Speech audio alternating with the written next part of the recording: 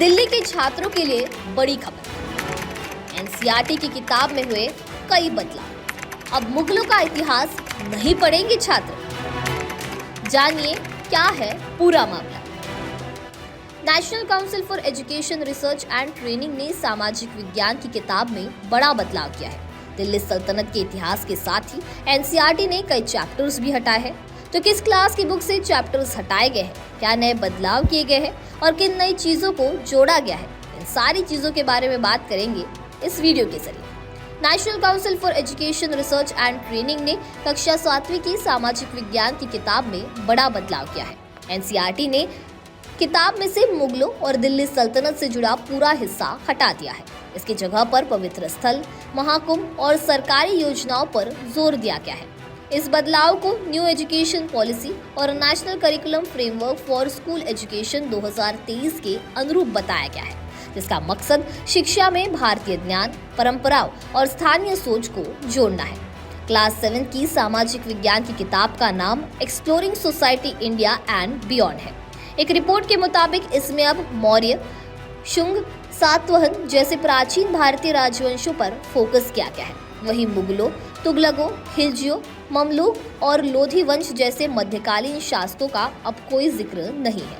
एक नया chapter how the land becomes sacred भी जोड़ा गया है। इसमें बताया गया है कि भारत और दूसरे देशों में कैसे जमीन को पवित्र माना जाता है।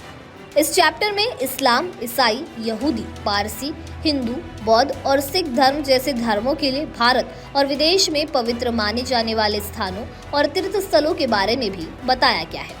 इसके अलावा 4 धाम यात्रा, 12 ज्योतिर्लिंग, शक्तिपीठ और पवित्र नदियों के संगम की चर्चा है। साथ ही यह भी बताया गया है कि किस तरह बद्रीनाथ से कन्याकुमारी तक भारत को तीर्थों की भूमि माना गया है। इसमें साल 2025 में प्रयागराज में हुए महाकुंभ का जिक्र भी है, जिसमें 67 करोड़ तीर्थयात्रियों की भागीदारी बताई गई है।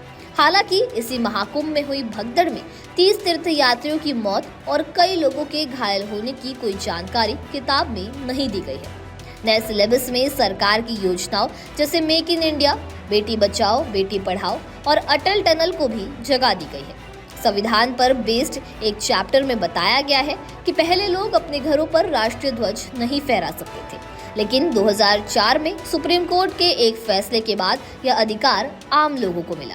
हाल ही में एनसीईआरटी ने विभिन्न कक्षाओं के लिए किताबों के नए नाम जारी किए। क्लास 1 और क्लास 2 की इंग्लिश किताबों का नाम मैरीगोल्ड से बदलकर मृदंग और क्लास 3 की पुस्तक का नाम संतुर रखा गया है। क्लास 6 की इंग्लिश किताब का नाम हनीसकल से बदलकर पूर्वी कर दिया गया है। मैथ्स की किताबों के लिए भी यही पैटर्न अपनाया गया है। क्लास 6 की गणित की किताब, जो पहले इंग्लिश में मैथमेटिक्स और हिंदी में गणित थी, अब दोनों भाषाओं में यह गणित नाम से आएगी।